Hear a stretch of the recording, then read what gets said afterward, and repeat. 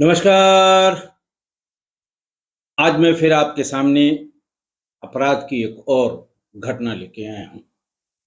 आज के अपराध की घटना बहुत पुरानी है, कोई 13-14 साल पुरानी है, बड़ी फेमस है, बहुत से लोग इस घटना को जानते भी होंगे।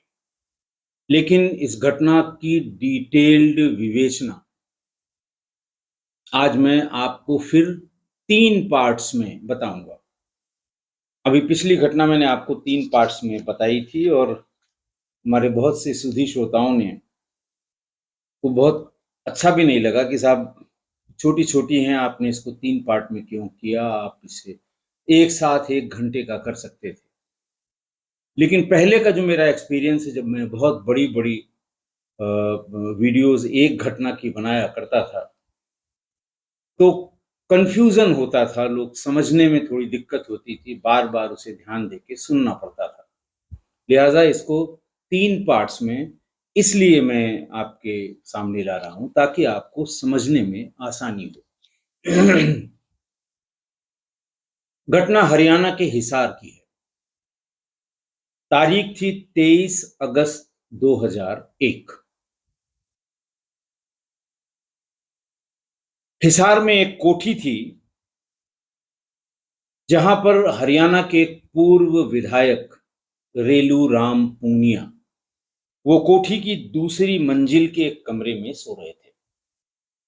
गैलरी तक उनके खर्राटे की आवाज भरी हुई थी।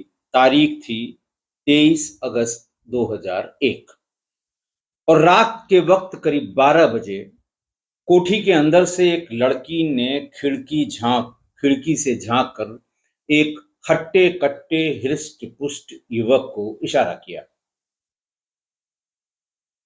युवक इशारा तुरंत समझ गया और फांद कर जो उसका घेरा है उसको फांद कर भीतर आ गया।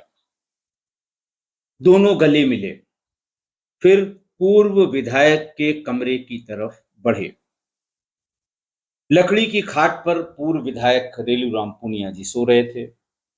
उनके चेहरे के सामने उस लड़की ने जोर से हाथ हिलाया, ये देखने के लिए कि वो सो रहे हैं या फिर अभी उनकी नींद कच्ची है। पूर्व विधायक बेसुध गहरी नींद में सो रहे थे। धीमी आवाज में लड़की ने अपने साथी से पूछा कि काम शुरू करें? जवाब मिला, यस डार्लिंग। दोनों ने हाथ मिलाया और फिर वहां से ग्राउंड फ्लोर की तरफ चल पड़े। वे ग्राउंड फ्लोर से स्टोर रूम से लोहे की एक भारी रॉड ले आए। लड़की को पता था कि ये रॉड कहाँ रखी हुई है। रॉड लेकर वो पूर्व विधायक के कमरे में यानी फर्स्ट फ्लोर पे वापस लौटे। खर्राटे की आवाज अभी भी गूंज रही थी। लड़की ने इशारा किया और लड़के ने पूरी ताकत से उस भारी रॉड को पूर्व विधायक रेलू राम पूनिया के सिर पर दे मारा। पूर्व विधायक के मुंह से सिर्फ हल्की सी आवाज आई, आह, और फौरन ही उनका दम निकल गया। लड़की अपने साथी के गले मिली, खुश हुई और कहा कि चलो पहला काम हो गया। अब दोनों तीसरे फ्लोर की ओर बढ़े। लड़के के कंधे पर खून से सनी हुई वो लोहे की रॉड थी। कोठी में अभी भी सन्नाटा पसरा था। पूर्व विधायक की दूसरी पत्नी 1.25 महीने की बच्ची के साथ कमरे में सो रही थी। वहां पहुंचने पर वो थोड़ा सा रुके, फिर लड़के ने पूर्व विधायक की पत्नी पर ठीक उसी तरह से जैसे उसने पूर्व विधायक की सर पर वो भारी रॉड दे मारा था, पूर्व विधायक की पत्नी पर भी वो भारी रॉड उसने मार दिया। बगल में बच्ची अभी सो रही थी, कुल 1.5 महीने की थी, डायपर पहने हुए थी। उसे देखकर लड़की थोड़ा हिचकिचाई, लेकिन कुछ ही सेकंड बाद बोली, अगर ये बच गई तो बदला लेगी। हरियाणवी खून है इसके शरीर में, इसे क्यों छोड़ना। और अगले ही पल दोनों ने मिलकर रॉड से उस 1.25 महीने की बच्ची को का सिर कुचल दिया। मारने की भी जरूरत नहीं, भारी रॉड थी, 2 बार मारा, सिर कुचल गया। लगातार 3 कत्ल करने के बाद वो वापस ग्राउंड फ्लोर के कमरे में आ गए। दोनों ने वीसीआर पर कैसेट लगाकर, वो जमाना था कैसेट, 2001 में कैसेट ही चलते थे, तब सीडी प्लेयर नहीं हुआ करते थे और सीडीआर और वीसीआर का ही चलन था। उन्होंने एक थ्रिलर फिल्म लगाई। 2 घंटे में ये थ्रिलर फिल्म खत्म हुई और फिर उसने लड़की ने कहा कि अब चलो आगे का काम करते हैं। दोनों पहले फ्लोर पर पूर्व विधायक के बेटे की तरफ बढ़े, बेटे के कमरे की तरफ बढ़े। इस बार उसके हाथ में पिस्टल भी थी, जो लड़का साथ में था उसके हाथ में पिस्टल भी थी। कमरे में 27 साल का सुनील, उसकी 25 साल की पत्नी और 14 साल की उसकी बहन, यानी पूनिया जी की 14 साल की लड़की, बेटा और बहू थे और ये तीनों जग रहे थे।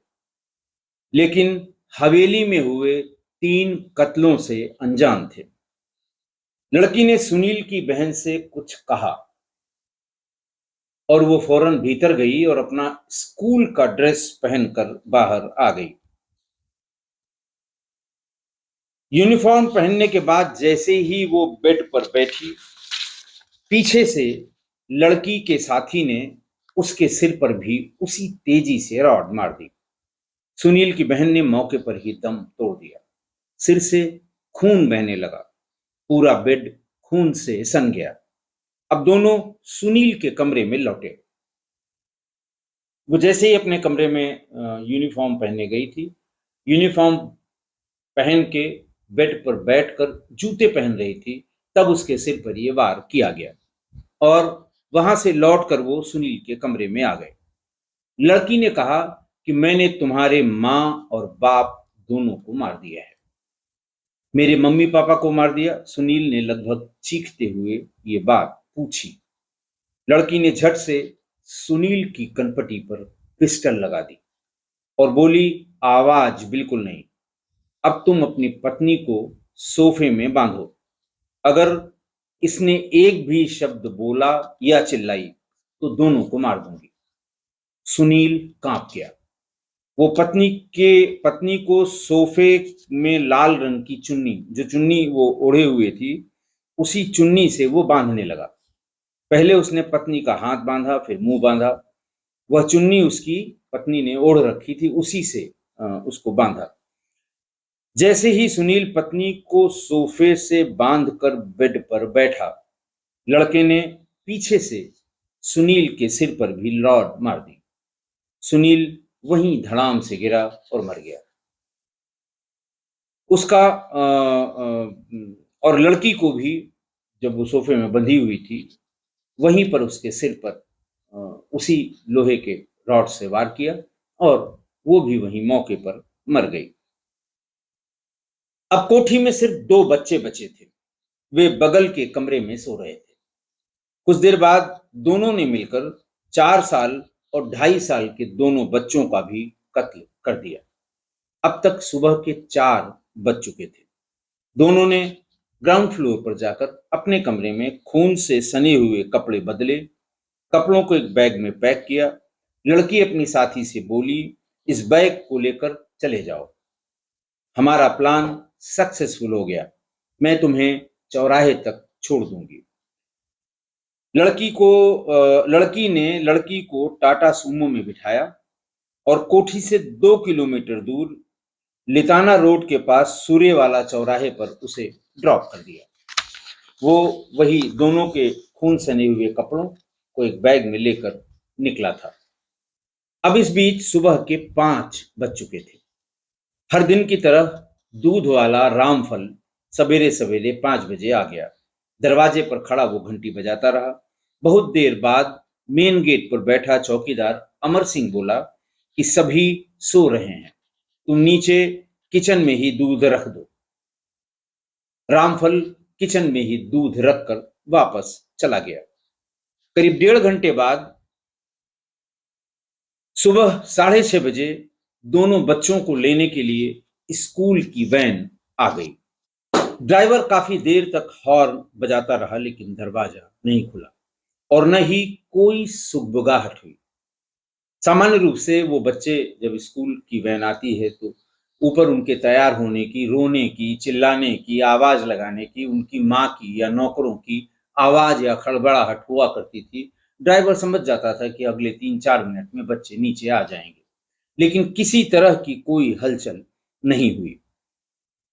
चौकीदार अमर सिंह ने वैन वाले को जाने का इशारा किया कि ठीक है, तुम जाओ, और खुद रैंप से दूसरे फ्लोर की तरफ चल दिया। रैंप चढ़ते चढ़ते उसने नौकर को आवाज लगाई, नीचे जो नौकर रहता है उसको आवाज लगाई कि मैं ऊपर से बच्चों को लेकर आता हूं, तुम मोटरसाइकिल से इनको स्कूल लेते जाना। दूसरे फ्लोर पर पहुंचते ही अमर सिंह की नजर एक लड़की पर पड़ी। उसके मुंह से झाग निकल रहा था, पूरा फ्लोर खून से रंगा हुआ था। वो कराहते हुए बोल रही थी, मुझे बचा लो, मेरे हस्बैंड को कॉल करो। तभी अमर सिंह ने देखा कि बेड पर स्कूल की यूनिफॉर्म में पूर्व विधायक की 14 साल की बेटी खून से लथपथ पड़ी है। लाश देखते ही अमर सिंह के हाथ पैर फूलने लगे, शरीर थरथराने लगा। लड़खड़ाते कदम से वो जैसे ही आगे बढ़ा, उसे खून से सनी हुई 6 फीट से ज्यादा लंबाई की पूर्व विधायक की लाश दिखी। वो खून खून, मर्डर मर्डर चिल्लाते हुए नीचे भागा। नौकर भी वहीं था। वो वहां से भागता हुआ पूर्व विधायक के गांव उकलाना पहुंचा। रास्ते भर वो चिल्लाता रहा। गांव में खबर हो गई कि कोठी पर किसी का मर्डर हुआ है। पूर्व विधायक रेलू राम पुनिया, खासा उनका असर था आसपास के गांव में भी। अमर सिंह कांप रहा था, लेकिन कुछ बोल नहीं पा रहा था। गांव पर उसके भाई राम सिंह, विधायक रेलू राम पुनिया के भाई राम सिंह, मवेशियों को चारा खिला रहे थे। अमर सिंह कुछ बोल नहीं पा रहा था। राम सिंह ने पूछा कि सुबह सुबह अचानक कैसे आना हुआ, सब ठीक तो है? हकलाते हुए अमर सिंह सिर्फ इतना बोल पाया, मालिक मालिक। क्या मालिक मालिक कर रहे हो? क्या हुआ है ये बताओ, राम सिंह ने लगभग डांटते हुए अमर सिंह से पूछा। अमर सिंह रोते हुए बोला, मालिक, मर्डर हो गया है। राम सिंह ने पूछा, किसका मर्डर? बड़े मालिक का और दीदी का। ये सुनते ही राम सिंह का बेटा जीत सिंह वो बरामदे में बैठा हुआ था। वो और राम सिंह मतलब अपने बेटे के साथ रेलू राम पुनिया का भाई, दोनों अमर सिंह के साथ खेतों की मेढ़ों को लांघते हुए कोठी पर पहुंचे। पानी के पाइप से खून बह रहा था। फर्स्ट फ्लोर, सेकंड फ्लोर से जो पानी निकल रहा था, वो पाइप से, जो खून निकल रहा था वो पाइप से होकर नीचे की तरफ दिखाई पड़ रहा था। राम सिंह जब दूसरे फ्लोर पर पहुंचे तो सामने रेलिंग के पास लुढ़की हुई एक लड़की मिली।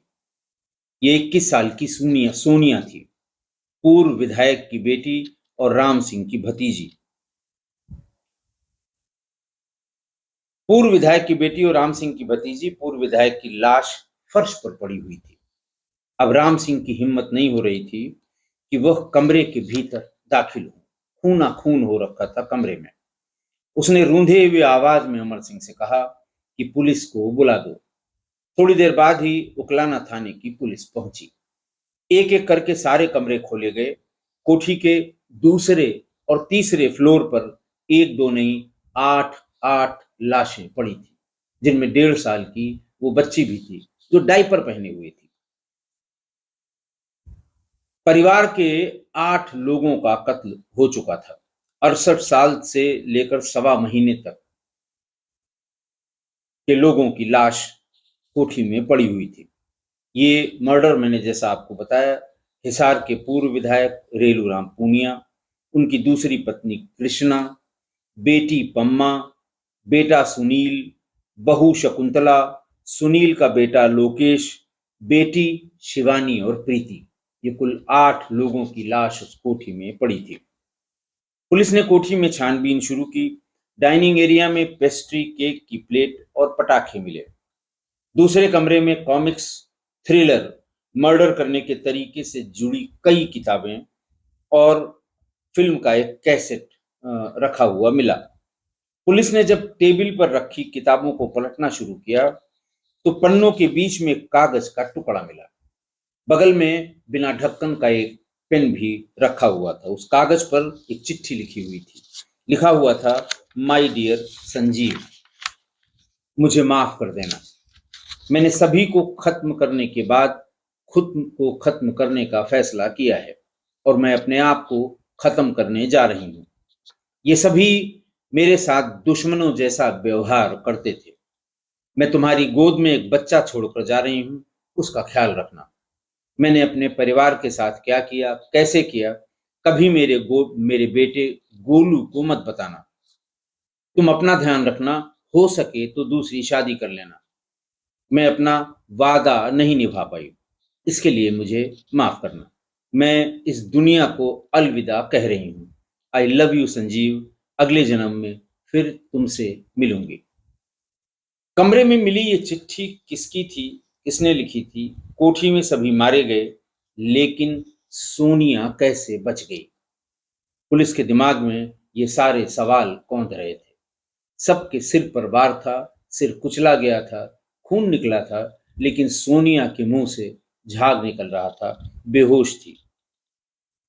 और ये उस समय मौके पर ये गेस करना मुश्किल हो रहा था कि इन सब की हत्या कैसे हुई।